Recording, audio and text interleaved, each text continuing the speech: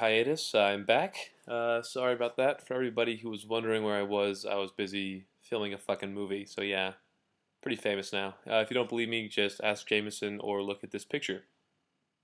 Good times, man. Good times. Anyway, let's go into week 3 of Footy You Should Stash Fantasy Football Roundup.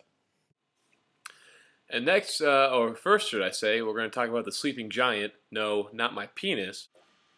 My penis isn't that big. Of course, I'm talking about Will Moody's team. Will Moody's had a bad first few weeks, only scoring around 60 or 61 points, but this week he dropped 137 on Jameson's foreskin, led by Rob Sullivan. Moody's team was led by Cam Newton, who I gave a lot of shit for, but scored almost 30 points. Le'Veon Bell, fresh off a suspension, and Devonta Freeman on Strowman's Falcons, putting up 37 points. So big week for Moody. Hopefully this will last a long time for him. Sully, on the other hand, had a pretty weak game. Carson Palmer had 18, Frank Gore had 20, and Gronkowski had 10. Besides that, no other double-digit scorers, and Tyler Effort, his flex, had 0 points. So not a great week for Sully. Let's see how these two usual powerhouses end up as the season progresses. Next, we have our highest scoring affair of the week, which was What is Fantasy Football, led by the new kid Hayden Lovett, going against Team Tampa, led by Andrew Howard. This game came down to Monday night and was a nail-biter until Jamal Charles absolutely destroyed and scored 25 points. Still some bright spots on both teams. Both scored a lot of points. Team Tampa scored 116, led by Julio Jones, 28 points, who's been killing it this season. Tom Brady, 22 points, who was also doing very well. And Steve Smith Sr. with a little surprise, 30 points. Probably the highest outing in a wide receiver we've seen. On the other side, the winner, What is Fantasy Football, scored 127 points, led by Jamal Charles, as I said. A.J. Green also putting up 30-plus points. And Russell Wilson scoring 15. I gave you crap for Russell Wilson, Hayden, but it looks like he's doing his fair share. Besides that, no real storylines except for the fact that Howard benched Andy Dalton, who scored 30 points. Can't really blame him. Andy Dalton sucks. Tom Brady's amazing. But he also benched Richard Matthews, the Dolphins wide receiver, who scored 23. So some poor management by Howard really cost him this game. Hopefully he can change things up and get a victory next week. All right, next up we have what I like to call a boat race, when one team absolutely dominates the other. No, Fodia, that's not a joke towards you, so stop fucking smiling. We had Eric's Ignition Interlock, led by Will Harrison, who's been going very strong the first 3 weeks, against Law School, led by Jameson LeGrand, who's been very weak in the first 3 weeks. ESPN had Jameson losing by 30, and they're pretty much on the nose, except that they're half of what it is actually. The final score of this one was 71 to 132 in an absolute domination.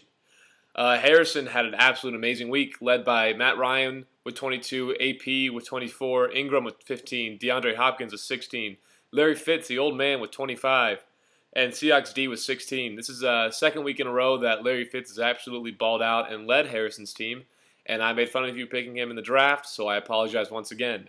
So far, my predictions have all been failures. On the other side, Jameson, Andrew Luck had 16, which is pretty solid. Bills defense had 14. Jameson, I was trying to hold off judgment for a while, but it looks like picking Andrew Luck as your first quarterback before Aaron Rodgers was a big mistake. Hopefully he can work it out. On the bench, Harrison benched LeGarrette Blount, who had 26 points, which would just have made this even more of a blowout.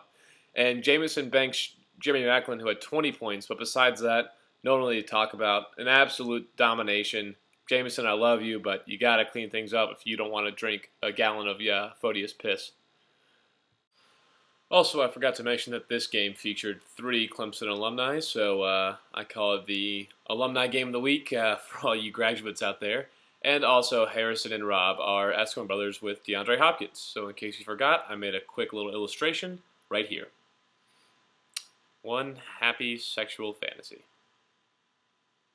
I meant family. That's a fantasy? Weird. Anyway, moving on. Next, we have the game absolutely nobody was waiting for. It is The Boat Show, led by Michael Fodia, and Tyndall's Downward Spiral, led by Chris Doring. The Boat Show, Fodia, fuck you. Tannehill scored 15 points, but in the first half he had -1. You got lucky as shit to get this win, in my opinion. Randall Cobb, thanks to Aaron Rodgers, had 28 points on Monday. Broncos D had 17 points. Besides that, you really got no one. How you're 3-0 is beyond me. I sincerely hope you start to lose because I am sick of looking at your name on the top of the leaderboard. Anyway, we have Tyndall's downward spiral led by Eli Manning with 19 points and Latavius Murray, the rookie, with 20 points. An absolute dagger for Chris was the Dolphins' defense scoring -6 points on the week. Really not something you want to see. And also another dagger was benching Tyrod Taylor, who had 24 points.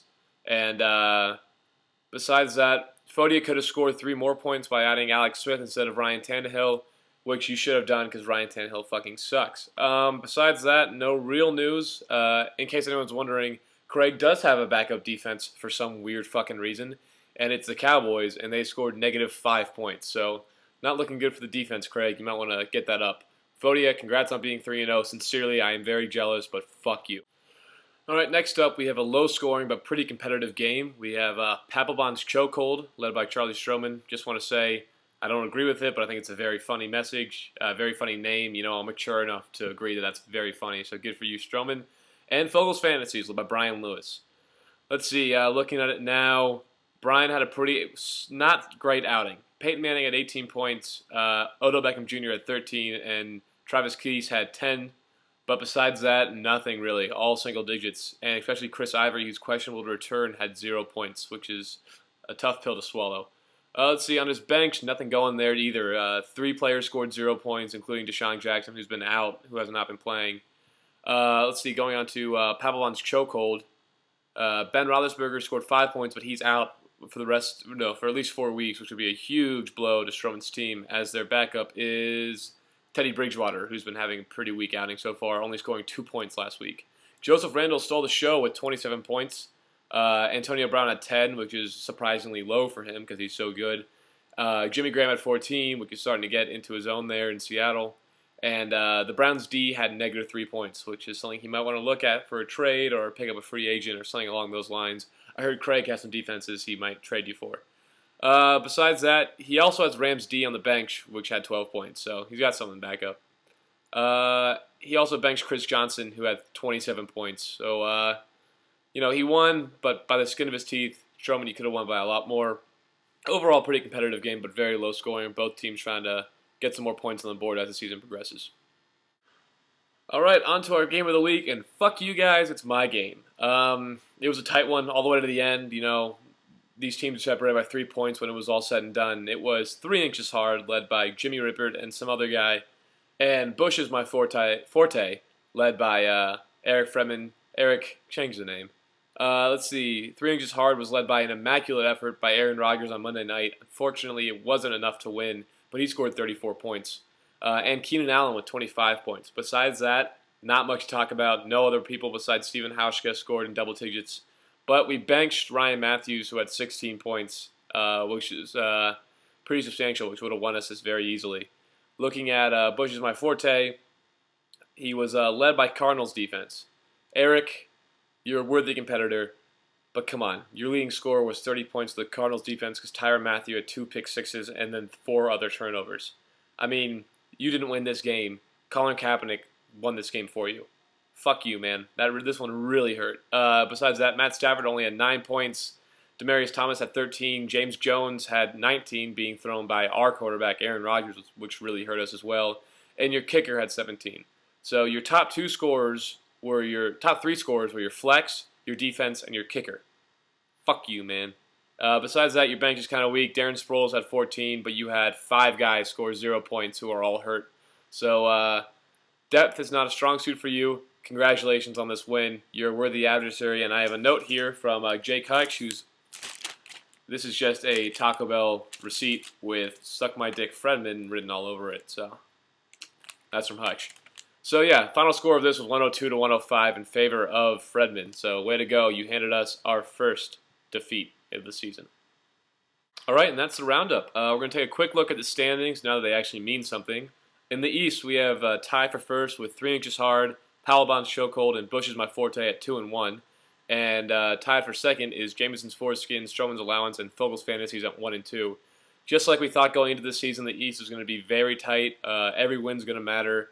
No weeks off. So the East, very tight. The West, on the other hand, is a little bit more lopsided, but so early in the season, it's really hard to say much about it. In first, we have, unfortunately, the Boat Show, led by Michael Fodia, the only undefeated team remaining. That will change soon, I guarantee it. What is fantasy football, led by Hayden at 2-1, going against his name. Eric's Condition Lock also at 2-1. Tied for second is Team Tampa and Timward's Downward Spiral at 1-2. And in the dead last of the entire league is Law School, led by Jameson LeGrand at 0-3, the only team without a win. It's not panic mode yet, Jameson, but your fingers should be above that panic button real soon. Looking at points for totals, just like I thought, I'm clearly in the lead as the best team in the league with 314 points for. The next is Hayden with 303. Just like always, I bring the best team to the table, but I get fucked because I get bad matchups. I'm not bitter about it, but, fuck this. Anyway, that's it for the league. Week 3 report. I have been your commissioner, Jimmy Rippert. And as always, good luck to all of you. Can't wait to see you next week. And fuck you, Michael Fodia. Love y'all. My penis isn't that big.